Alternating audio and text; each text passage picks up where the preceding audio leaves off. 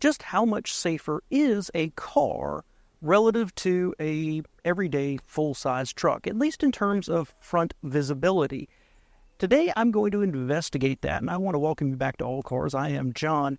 I did a video about 2 weeks ago where I looked at the front visibility out of a traditional, everyday, full-size truck that any Ken or Karen would buy. It was a Ram 1500 quad cab.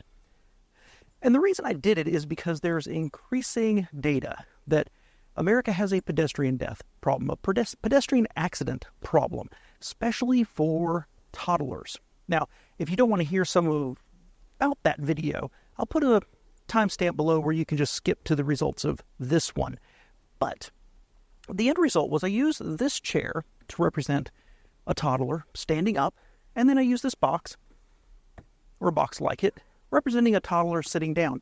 And I saw how far out they had to be before I could see the tippy top of little Timmy's head here. Well, standing up, they had to be 10 feet away. Sitting down, they had to be 20. Now, the reason for this video was not to bash full-size trucks and full-size SUVs, but to highlight an issue and really feel it for myself. I've read the data, I've looked at the information out there, but I wanted to feel it.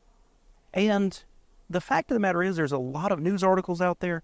There's organizations. There are calls for additional regulation on trucks. And personally, I think that ship has sailed. I think that it is coming.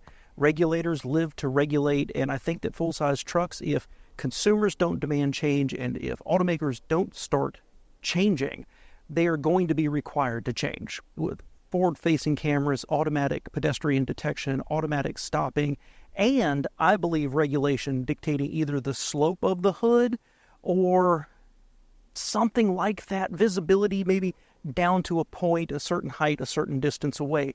We already do that in highway design anyway. So I wanted to take a look at this and try it with an everyday, average, boring sedan. This is a 2014 Honda Accord. It is my Accord. And today I'm going to use these. I'm going to see how far out I can actually see them. And to indicate the furthest point where I could see a toddler sitting down, I'm going to use this guy.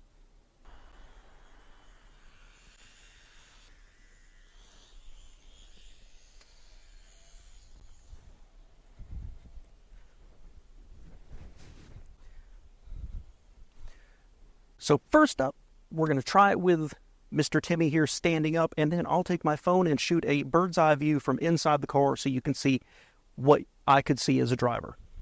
We will start at distance 0. And here we are at distance 0. And there's Timmy. You can not only see the top of his head, you can see, well, probably his whole head. That's fantastic.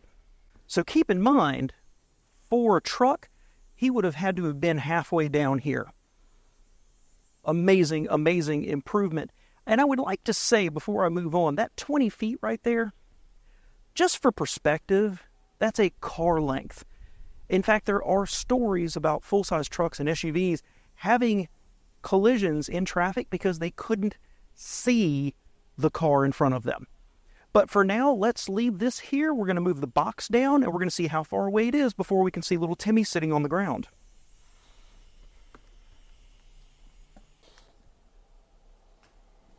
We're going to try 5 feet first.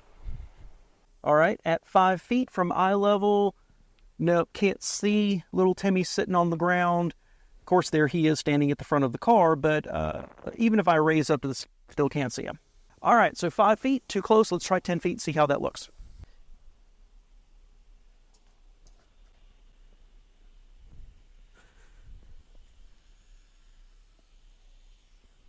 All right, at eye level, I can see him. Can you see him here?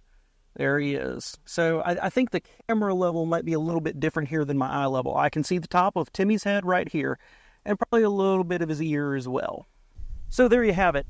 The end result is a car is substantially safer, about twice as much visibility as you would get out of an everyday truck. I'm a little surprised it had to go quite that far away. I think I could probably move it a foot or two more this way and still see him, depending on the slope here on the road. But it's easily twice as good as what a truck could actually do. And like I said, this is not to bash trucks and full-size SUVs. And a lot of people will argue that, well, cars aren't safer. Sure, the visibility is better, but trucks do better in collisions. And that's technically true. It does better for the passengers in those trucks and SUVs. It does worse for everyone else around them, which includes these pedestrian deaths and accidents that we're starting to see more and more news reports about. I think that the moment has passed where regulators are going to, at some point in the next 4 or 6 years, going to force some new regulations on trucks and SUVs for this issue. And there's a lot more around this. It has led to an arms race where your neighbor has a full-size SUV. You feel you need to have one to be competitive as well. That's raising the debt of new cars for homes. This is leading to, hopefully, a discussion about the fact that people need to be more aware. When I went through driver's ed, we were taught to do a walk-around of our car before we ever tried to drive off. I don't think any of our children have been taught that, and I certainly don't see anybody actually doing it. A lot of these pedestrian accidents, these toddlers, these children being hit in subdivisions, on sidewalks, and in driveways, is simple situational awareness. And the same thing occurs out in public, especially when you have people leaving drive-throughs and driveways and things like that. In commercial areas, there's a lot of pedestrian deaths or accidents happening there because of situational awareness. But none of that fixes if you can't actually see out of your vehicle. And without a doubt, a car is better. I knew it was, but I wanted to see it and feel it for myself, and it's rather astonishing how bad trucks actually are. I appreciate you being here. Let me know what you think below.